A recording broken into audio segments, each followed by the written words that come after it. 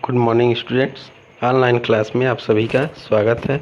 आज हम लोग पढ़ेंगे भक्तिन कहानी के अगले पेज संख्या 82 की व्याख्या।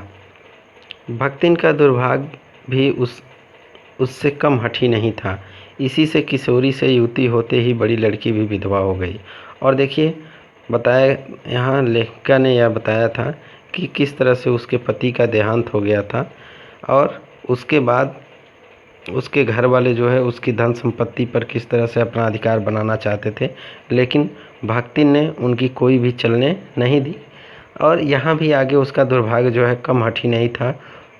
इसी से उसकी जो पुत्री थी वह किशोरी से युवती होते ही, अर्थात उसकी शादी होने के कुछ समय बाद ही वह भी विधवा हो गई।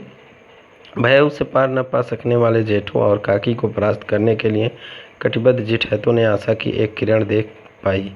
और अब जो है जो भयहु उन सबों की थी, यानी भक्तिन, उससे पार न सकने वाली, उससे पार नहीं पा सकते थे, तो उनके अंदर और जो उसके जिठौतों के पुत्र थे, जिठौत के पुत्र थे, उनके अंदर भी आशा की एक किरण जगी कि विधवा बहन के गठबंधन के लिए बड़ा जिठौत अपने तीतर लड़ाने वाले साले को बुला लाया।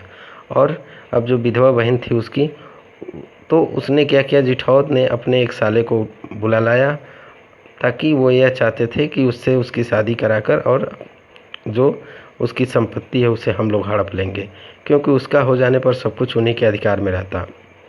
भक्तिन की लड़की भी माँ से कम समझदार नहीं थी, इसी से उसने वर को नापसंद कर दिया। और बता रहे हैं लेखिका कि भक्तिन की जो पुत्री थी वह भी अपनी माँ से कम समझदार नहीं थी। उसने क्या किया, उस वर को नापसंद कर दिया। बाहर के बहनोई का आना चचेरे भाइयों के लिए सुविधाजनक नहीं था, और अगर वह लड़की किसी बाहर से शादी करती तो जो चचेरे भाई थे उनके लिए दिक्कत हो जाती। अतः यह प्रस्ताव जहाँ का तहाँ रह गया, अतः वह प्रस्ताव वहीं का वहीं रह गया। तब ये दोनों माँ बेटी खूब मन लगाकर अपनी संपत्ति की देखभाल करने लगी, और माँ बेटी दोनों जो है खूब मेहनत करके अपनी संपत्ति की देखभाल करने लगी। और मान न मान मैं तेरा मेहमान की कहावत चरितार्थ करने वाले वर के समर्थक उसे किसी न किसी प्रकार पति की पदवी पर अभिषिक्त करने का उपाय सोचने लगे। और जो घर वाले थे वो ये चाहते थे कि उसके जो जेठौत का साला था उससे उसकी शादी करा दिया जाए, और वह कोई ना कोई उपाय सोचने लगे। एक दिन माँ की अनुपस्थिति में वर महाशय ने बेटी की कोठरी में घुसकर भीतर से द्वार बंद कर लिया। और देखिए किस तरह से वो अपना उपाय जो है सोचते हैं कि एक दिन जो भक्तिन जो है घर पे नहीं थी, तो उसकी अनुपस्थिति में जो वर महोदय थे, जो जिठौत का साला था, उसने क्या किया, बेटी की कोठरी में घुसकर और अंदर से द्वार बंद कर लिया।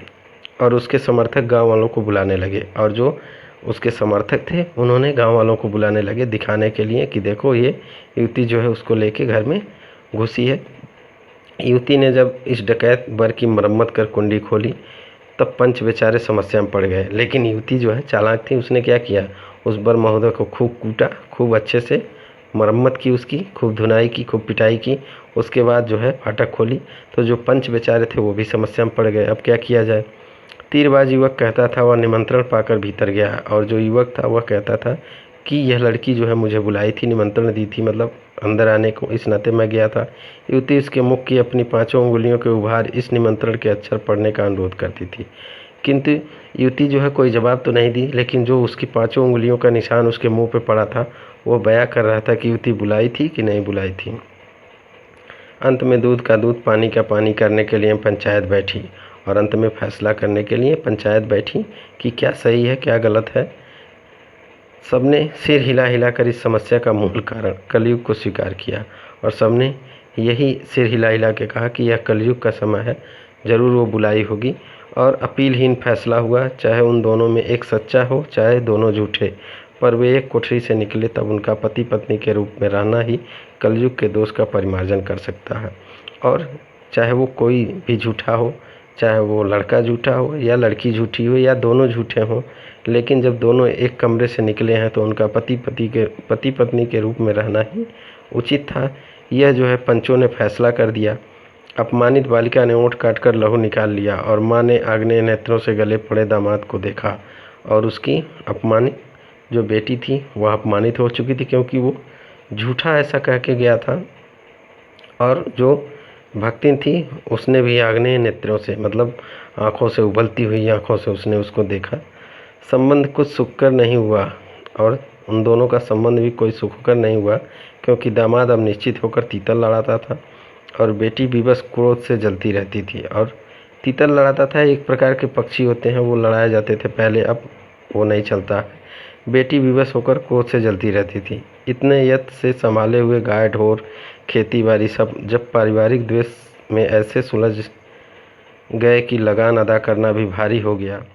अब जब इस तरह से प्रयत्न करने के बाद भी जो है खेती बाड़ी से अब धन दौलत नहीं होने लगे, तो लगान जो लगता था, पहले लगान कर, टैक्स जिसको बोलते हैं, वो देना पड़ता था, वह भी अब दे पाना मुश्किल हो गया। सुख से रहने की कौन कहे, जब टैक्स ही नहीं दे पाएंगे, कर ही नहीं दे पाएंगे, तो सुख से कैसे रह सकते हैं।